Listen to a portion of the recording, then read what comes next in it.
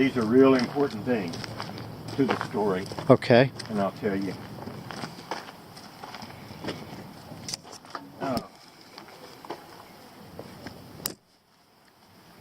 I would get it down, but I can't get up there.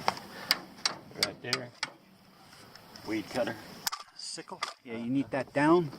Oh, I can do it. I can pretend I got it with this stick. Oh, okay. So, Right, but that sickle is part of the story. Big part. Okay. That's the bear spray. It was hanging just like that, just inside of my door on the tent. This bear spray Yeah, right here. that's it. This is the bear spray that you sprayed the bear with? That's it. Oh, But it was okay. hanging just like that, just inside my door. Okay. Just exactly like that. Okay, so it was hanging right here. Yeah. Okay. Okay, that's the second prop. How long ago did this happen? Last July. Okay. And then I got pictures of it in there, but I had one of these big Rubbermaid things about this big. Right. Storage. Yes. Had one of those. That's real important too. And then the old dog. Jose. There he is standing there. There he is. How you doing? Okay. You're a little bashful. That's okay. Oh, yeah. That's okay. I've always had good camp dogs when I've out in the woods. And when I got him, I knew that he wasn't going to be any help at all. I knew if anything happened, he would run. Not bark, anything, he would be out of there. So that's my 4 props right there. Okay, so we got 4 props. Okay. So I got my tent right here. There's the tent. Here's my supply tent back in the back. That's where I keep all my groceries. You can't keep everything in your tent because if you had a fire, everything's gone. So you keep only what you need inside this tent. So everything else is out here. So I was down with my back, laying in the tent. Dog, every time I'd let the dog outside, all he wants to do is run back into the tent and get in his bed. So I would put that Rubbermaid right in front of the doorway so he couldn't run back in. So he was outside running around, and he's never got into anything, has never bothered anything, ever. That's important too. So I was laying there in the tent, and I heard a noise out of my supply tent. And I thought, what has that old dog got into? Is he going crazy or something? Because he's never done anything like this before. So I got up and walked out there, just like that. And there was a bucket turned over in the doorway of the tent. So I started putting the stuff back in the bucket, bent over down there, putting it in. And I thought, that old dog didn't do this. And I immediately thought bear. Bear spray's up here in the tent, right here. It's right where that. And the reason I know where it's at so much, I had a friend get eaten 3 years ago by a black bear. And he was very woods wise. He'd been out in the woods up here, knew everything up here. The bear still got him. So after that, I was real jittery about bears because I knew the old dog wasn't going to be any help at all. It was all up to me. So I knew exactly where that bear spray was. So I hear the noise, or start back to the tent. I thought I got to get to that bear spray. So I started back to the tent, got about right there, and there was a grizzly right there by the tent. I thought, oh shit.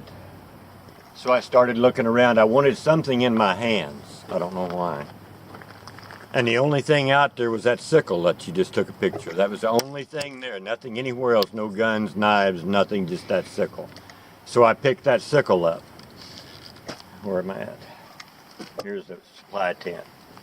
So the bear is still right here. He's messing with some paper on the ground. So he had his back toward me. So I thought what I'll do is just circle around this way and come up on the other side and come in like that and maybe either scare him off or I could get to the bear spray. One of the two I thought would happen. So I started walking from the supply tent, and right when I got right here, I hear this something crashing through the brush, and I thought, oh hell, he's heard me, he's gone. He came out of those bushes just like that, stood from me to you. He wasn't standing, he was crouched down. And slammed on the brakes right there, and here we are standing with each other. So you're basically staring down a bear. Yeah. Oh, you ain't seen nothing yet. So you're supposed to make yourself look big with bears as big as Papa. When you're as little as I am, you know, it's hard to make yourself look big.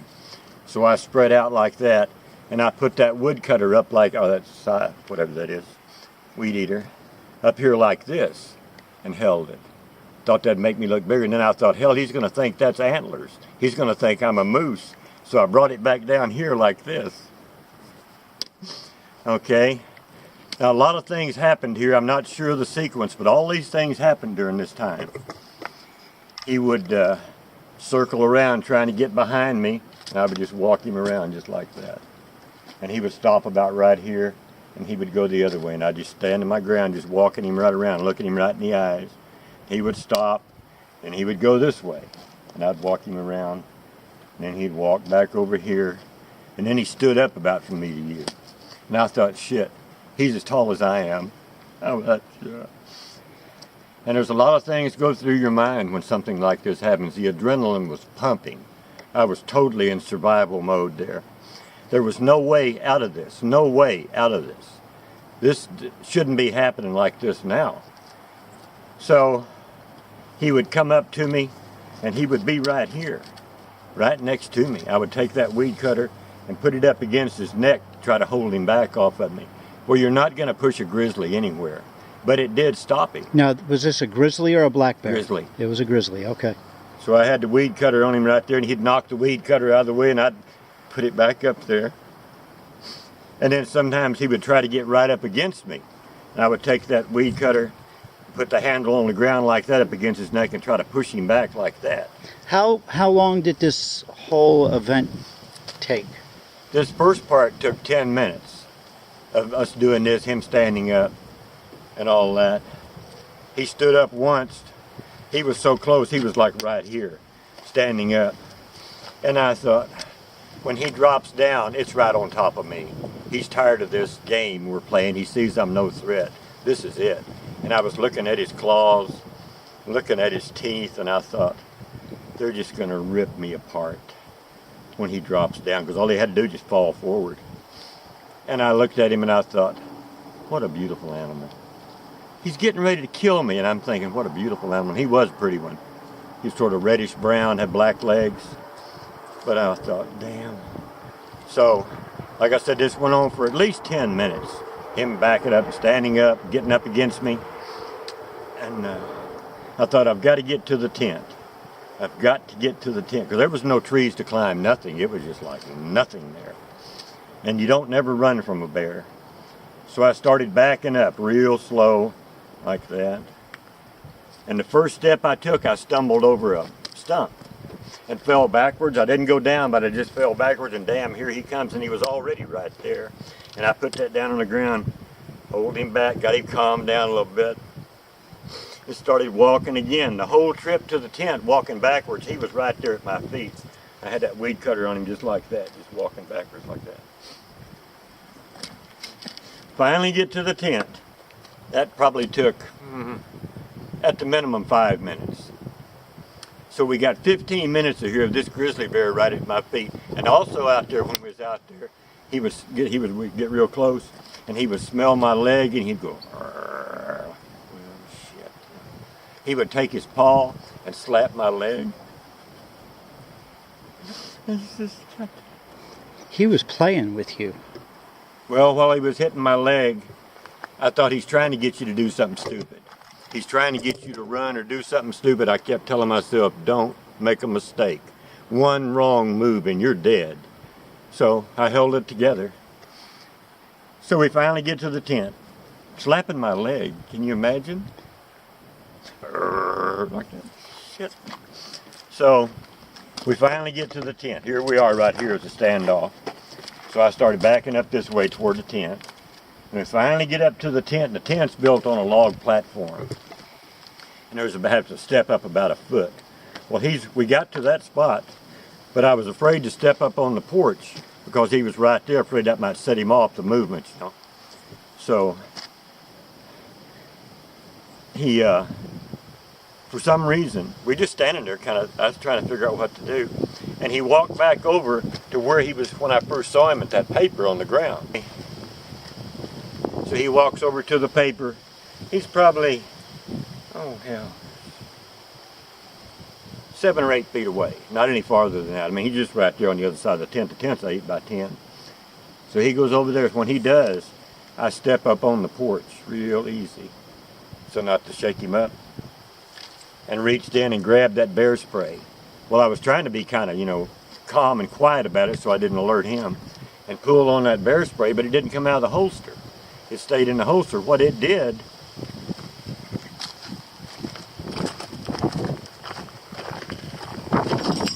rattled those bear bells.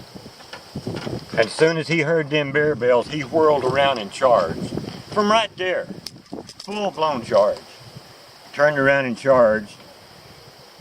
When he got about right here, the only thing I could do, I didn't have time to get the bear spray, nothing. Didn't have nothing. That Rubbermaid, I kicked it in his face. That's why I said it was an important prop. He was full, he was charging from right there, and I kicked that in his face. He turned and ran about 15 feet, just right out there to my bird feeder. And he turned around and charged. Here he come. Well, that had given me enough time to grab that bear spray with both hands, get it out of that holster, turn around on the porch, flip that safety off, and shot him about 8 or 10 feet. And he Stopped in his tracks. And then what happened? Okay, then the whole time, I know this sounds crazy, but I wasn't afraid.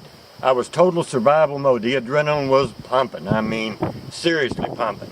My main thought, I knew exactly what was getting ready to happen. I was preparing myself for when he did jump on me. What am I going to do? And that's going to play dead, you know. Play dead or be dead. So there was no fear at all. But after I was sure he was gone, after the bear spray, I sat down on the porch to roll a cigarette. My hands were shaking just like that. The only funny part about the whole story was evidently I got some of that bear spray on my hand when I shot it. I went to take a piss and got it on my pecker. That set me on. So then I thought, well, you read all the bear stories and you shoot them with the bear spray and they run away. That's it. And sitting there and I thought, what if he comes back? So I thought I'll stay up all night just to see if he comes back. So I got the gun down and cleaned it all up, loaded it, got it all ready. Because when I first shot the bear spray, the trigger hung on it. I lost just about all my spray. All that was left is what you saw in it. Right. All the rest of it was gone. So I really didn't have any bear spray. I had the gun. And I don't like to kill anything. I don't ever like to hurt anything. But, you know, you got to do something. So sure enough, about 2 a.m., he shows up again.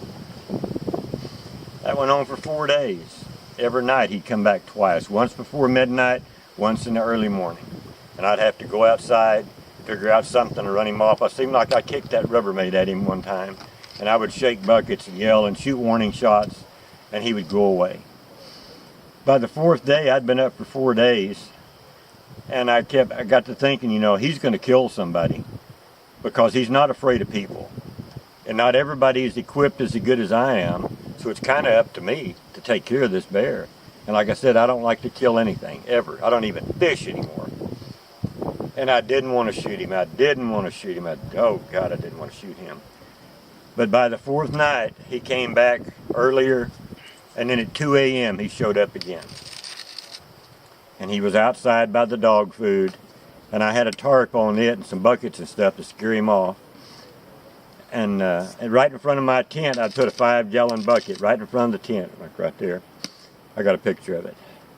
And had some stovepipe on it. In case he did see it, he might hit it, knock it over, and give me a second or two. Just warning. That's what that was there for. So I didn't know where to shoot him head on. If he was coming right at me, I didn't know what to do. The only killing shot I know is right behind the ear, which will drop anything just like that. I've shot moose and everything when I used to hunt. Right behind the ear will drop them just like that. So he was coming at me straight on. He wasn't charging this time, but he was coming directly toward me, toward the tent. He knew exactly where I was. He was coming after me, but he wasn't charging. So I had the gun ready like this, and I kept saying, turn your head, turn your head, turn your head. And when he got to that stovepipe and bucket, he turned his head to the left to look at it, gave me the perfect shot. And I said, this is it. do it. Pulled the trigger. And he dropped. Dropped in his tracks. But he laid there a few seconds, I don't know how long, and then he rose up, and I thought, shit, he's coming back to life.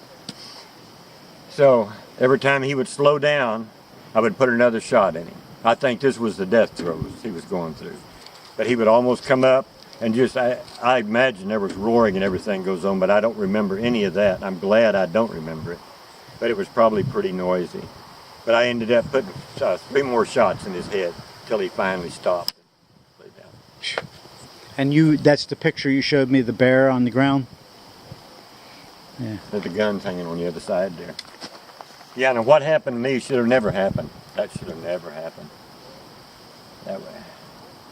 I think about it every day, why he didn't jump on me. But if it wasn't for that sickle over there, Yep.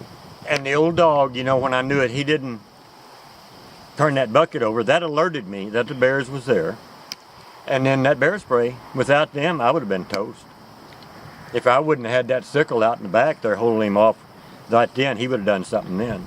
I don't think that I could have kept my composure. I'm not Captain America. No, you know, no, it no, surprises me that I kept my composure. Because the thing you want to do first is run, but you can't never run. Yeah. If you run, what is it? I forget the exact details. If if bear's standing here and you're here, and you take off running as fast as you can, he'll catch you in 2 steps. You can put a German Shepherd and a bear next to each other, and like I said, I forget the exact steps. And they take off running at the same time, he'll have that German Shepherd in 6 steps. So you cannot run from him. So I knew that was out. Wasn't no trees to climb. There was nothing to do. And I talked to him. You're supposed to talk to him. I couldn't put 2 words together. Couldn't do it. No, it wasn't happening. And this was all going on, holding him off and stuff, and I was thinking, sled dogs know the word no real well. So I started saying no. No. Just like that. Not loud or nothing, just in a firm voice. Mm-hmm. Just no. So I think sometimes later I might have got where I could put no bear on there, I'm not sure. But just no. No. And he started coming toward me, I say, no. No.